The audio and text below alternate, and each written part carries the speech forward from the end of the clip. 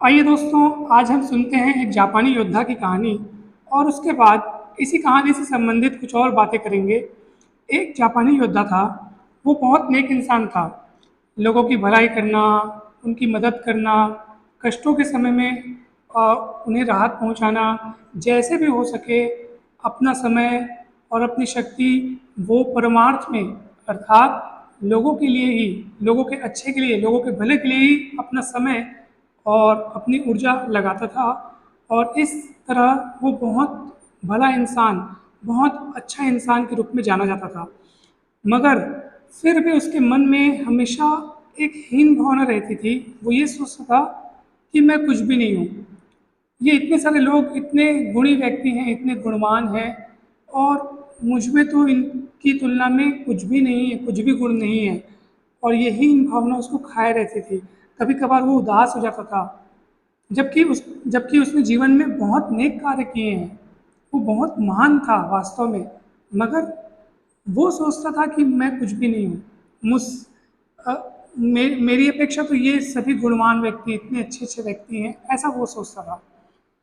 फिर अपनी व्याकुलता को दूर करने के लिए एक बार वो एक सन्यासी के पास जाता है और अपना प्रश्न उनके सामने रखता है कि भाई, मैं इतना हीन क्यों महसूस करता हूँ, या फिर मुझे ऐसा क्यों लगता है बार बार कि सारे व्यक्ति संसार में जितने भी हैं जो मेरे आस पास हैं वो बहुत अधिक गुणी हैं, सब बहुत ज़्यादा गुणवान हैं और मैं कुछ भी नहीं हूँ, बहुत ही तुच्छ हूँ।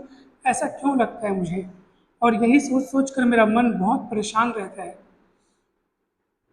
फिर उस सन्यासी ने उन्हें कुछ प्रतीक्षा करने को कहा, आप थोड़ी देर रुक जाइए, क्योंकि बाकी भी व्यक्ति बैठे हैं, तो मैं उनके प्रश्नों का उत्तर पहले दे दूं, फिर मैं आपके प्रश्नों का उत्तर दे दूंगा। जब उस सन्यासी ने बाकी लोगों के प्रश्नों का उत्तर दिया और जब सब अपने अपने घर चले गए, तब उस योद्धा ने सन्यासी से पूछा कि क्या अब आप फ्री हैं? क्या आप अपना समय मुझे दे सकते हैं मेरे प्रश्न का उत्तर देने के लिए? तब सन्यासी ने कहा, अवश्य, आप एक काम करिए, मेरे साथ साथ चलिए। और वो सन्यासी उस योद्धा को अपने साथ साथ ले चलता है और बालकनी में ले जाता है, जहाँ से सुंदर चांद का दृश्य देखने को मिलता है। रात का समय रहता है। तो फिर सन्यासी उस योद्धा से कहता है, वो चांद देख रहे हो? तो साधु कहते हैं, हाँ हाँ। इसकी विशेषता क्या है? इसके यहाँ रहने से क्या फ़ायदा हो रहा है? तो योद्धा कहता है, वो चांद यहाँ पे है, पूरे धरती पर अपनी शीतलता, अपनी चांदनी बिखेर रहा है। इतना अच्छा लग रहा है, इतना सुंदर दृश्य है, कितना अच्छा है।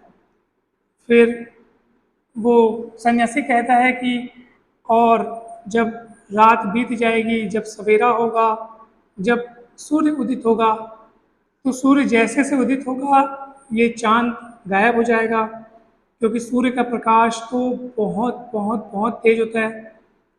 फिर ये धरती के दृश्य में नदी, पहाड़, पशु पक्षी, ये सब दिखाई देने लगेंगे। जो रात के अंधकार में सब दूर हो जाते हैं वो सब दिखाई देने लगेंगे। उस हिसाब से भी तो हमको चांद की जरूरत ही नहीं पड़नी चाहिए, क्योंकि सूर्य के प्रकाश तो पूरी पृथ्वी में फैलता है। फिर उस योद्धा ने कहा, नहीं नहीं, ऐसा नहीं है, दोनों का अपना अपना अलग अलग महत्व है। जिस तरह सूर्य महत्वपूर्ण है, उसी तरह चंद्रमा भी महत्वपूर्ण है। हम दोनों की तुलना कैसे कर सकते हैं? दोनों अपनी अपनी जगह बहुत ज़्यादा अपना अपनी भूमिका निभा रहे हैं, और वो जो हो सकता है वो कर रहे हैं हमारे लिए। सूर्य अपना प्रकाश बिखेरता है, तो चंद्रमा अपनी चांदनी और शीतलता बिखेरता है।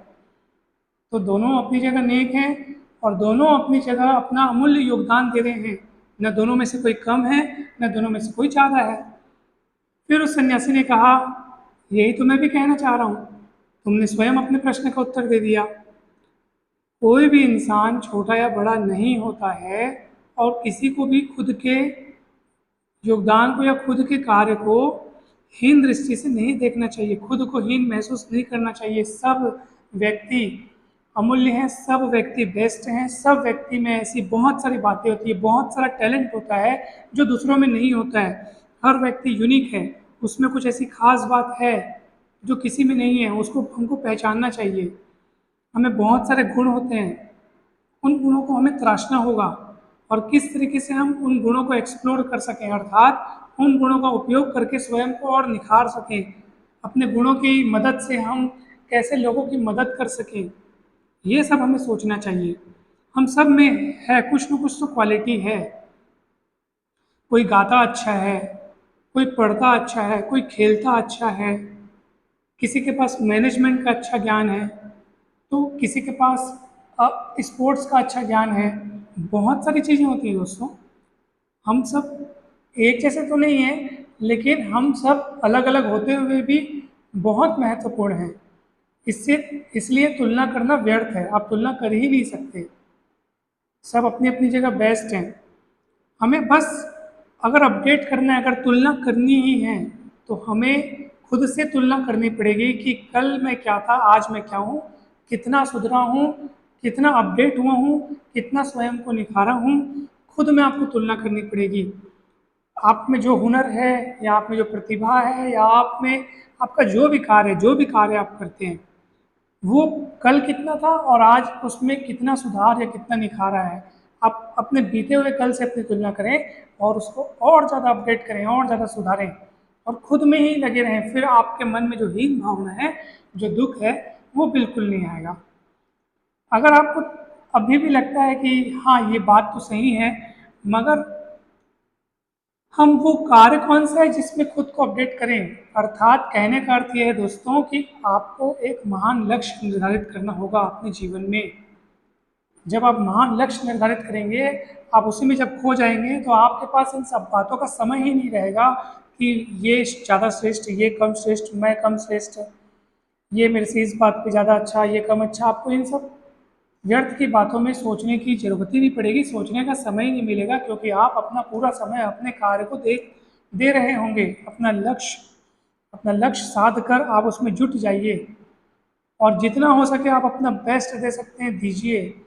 आज जितना बेस्ट दिए हैं आप, हो सकता है अगर उसमें जुटे रहे और पूरा ध्यान उसमें लगाए रहे, तो कल उससे ज़्यादा बेस्ट कर पाएंगे, परसों उससे और ज़्यादा बेस्ट होगा। और इस तरह आप खुद में अपने आप में एक क्वालिटी बन जाएंगे, अपने आप में एक चमकता हुआ सूर्य बन जाएंगे। सो सूर्य की तरह चमकने के लिए आपको पहले सूर्य की तरह तपना पड़ेगा। तपने का अर्थ है कि आपको बहुत मेहनत करनी पड़ेगी। इसमें दूसरों से तुलना करने का कोई सवाल नहीं दोस्तों। कभी किसी से तुलना नहीं करें। आदमी न केवल ज्ञान के या न केवल गुणों की, बल्कि वो हर चीज़ की तुलना करता है। उसने ये वस्तु खरीदी, उसके घर में नया सामान आया, हमारे घर में क्यों नहीं आया, या उसने ये कर लिया, उसको ये प्राप्त हुआ, मुझे प्राप्त नहीं हुआ। और ऐसा करके हम दुखी होते रहते हैं, जबकि कहीं कोई तुलना करने का सवाल ही नहीं है।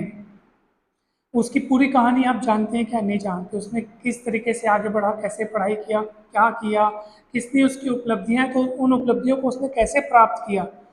हमारी कहानी अलग है, उनकी कहानी अलग है। तो जब दोनों की कहानी शुरू से ही अलग है, शुरू से ही सब कुछ अलग अलग रहता है, यानी एटमॉस्फेयर अलग है, पढ़ने लिखने के साधन, पढ़ने लिखने के जो वातावरण है, संगति है, ये किसी भी एक घटना के पीछे बहुत सारी घटनाओं का योगदान रहता है, बहुत सारी घटनाओं का हाथ रहता है।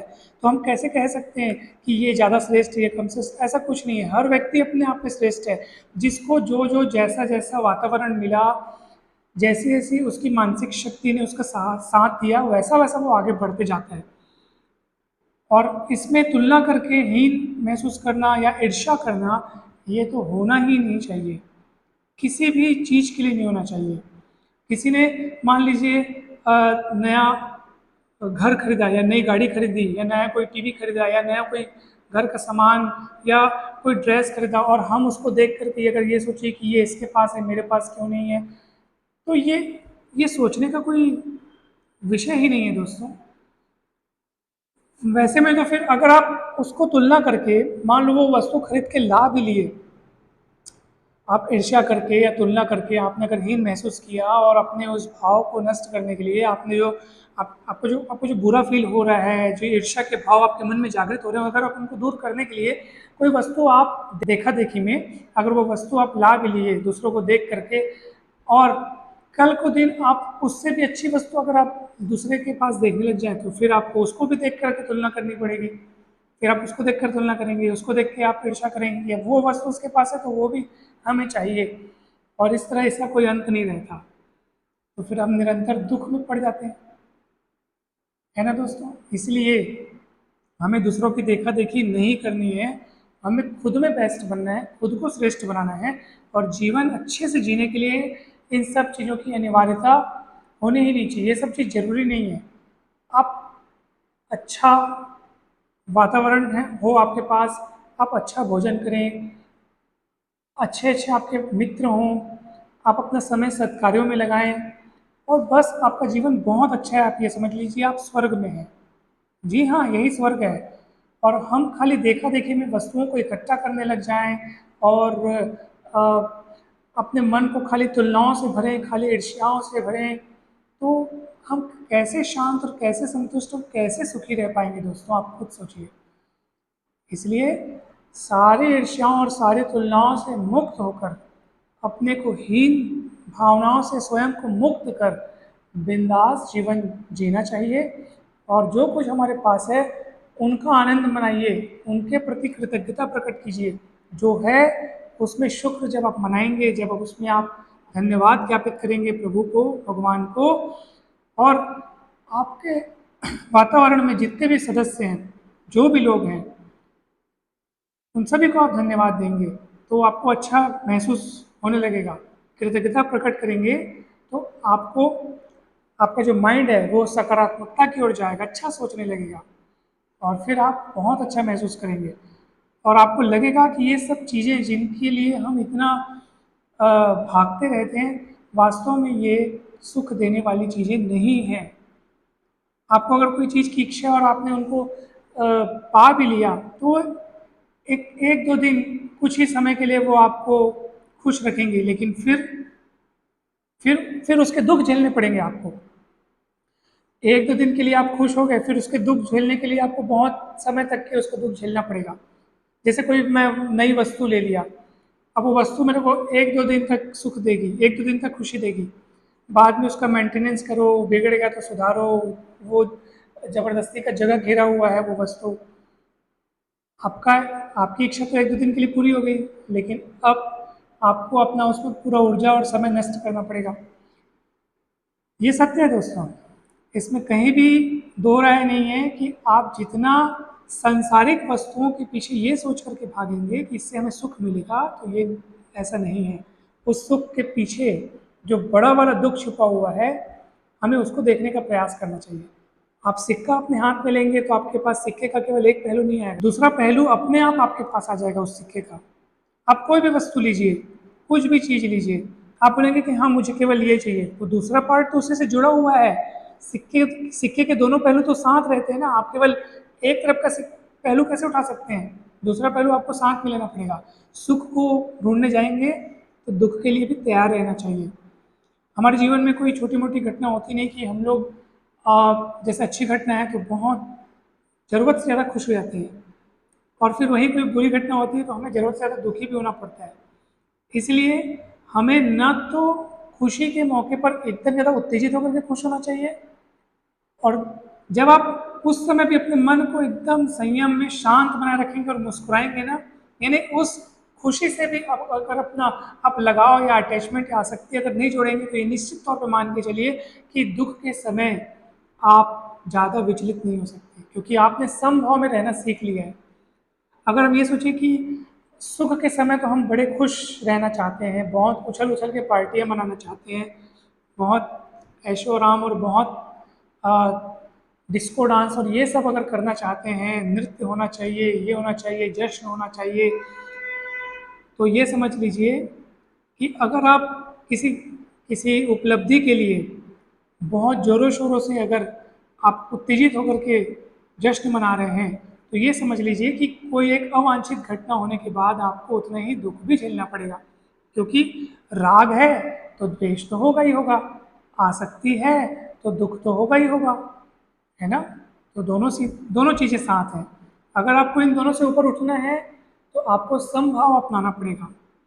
समभाव अपनाने का अर्थ ये है कि न तो आप कुछ अच्छा होने पर बहुत ज़्यादा उत्तेजित हो और न तो आप कुछ बुरा होने पर बहुत ज़्यादा विचलित हो। अपने आप को शांत और सम बनाए रखें। बस फिर कोई चिंता की बात नहीं है। ना तो आपको किसी को देख के तुलना करने का ही आपका मन करेगा, ना तो आपके मन में कोई ईर्ष्या होगी, किसी के प्रति कुछ सोचना ही नहीं है। अपने कार्य में अपना मन लगाना है, स्वयं को अपना बेस्ट बताना है। यानी खुद को बताइए, खुद का विश्लेषण कीजिए कि मैंने जो कार्य कल किए थे उनकी तुलना में तुलना है, मगर यहाँ पे किसी दूसरे से नहीं है। खुद के कार्यों को, खुद की स्थिति को आपको तुलना करके आज क्या उसमें अपडेट हुआ, आज क्या उसमें नया हुआ, कल क्या आप नया करने वाले हैं, बस इस पे ध्यान लगाएं। हमेशा ध्यान आप उन चीज़ों में लगाएं जिनको आप बढ़ते हुए देखना चाहते हैं। क्या आप ये देखना चाहते हैं कि दूसरों से तुलना करके हमारा मन जो अशांत होता है, वो शांति आप चाहते हैं क्या? नहीं चाहते तो उस चीज़ में ध्यान ही मत दो। जहाँ जो हमारे मन का नहीं उसमें ध्यान नहीं देना है। जो आप चाहते हैं कि वो बढ़े फले फूले, तो आप उसमें ध्यान दीजिए। अपने कार्य को आप बढ़ता हुआ देखना चाहते हैं तो अपने कार्य में पूरा ध्यान दीजिए। और फिर आप देखेंगे कि ना तो आपके पास तुलना करने का कोई समय है, ना हीन भावना अपने मन में लाने का कोई समय है, ना ईर्ष्या का कोई समय है। आपने तो अपने को समर्पित कर दिया है किसी एक महान लक्ष्य की ओर, है ना दोस्तों। और फिर आप इन सब नकारात्मक भाव से सदा सदा के लिए मुक्त हो जाएंगे और समभाव में रहना सीख जाएंगे। सो वीडियो अच्छा लगा हो ऐसी मैं आशा करता हूँ दोस्तों। ज़रूर आप अपने सुझाव और अपने विचार कमेंट में दे सकते हैं। आपके मन में अगर कुछ ऐसे टॉपिक्स हों जिन पर आप वीडियो चाहते हैं तो वो भी हमें बता सकते हैं, हम ज़रूर उन पर वीडियो बनाने का प्रयास करेंगे। और मैं आशा करता हूँ कि वीडियो आपको बहुत अच्छा लगा होगा। वीडियो अच्छा लगा हो तो ज़रूर लाइक करें, चैनल को सब्सक्राइब करें और वीडियो को शेयर करें। थैंक यू सो मच दोस्तों।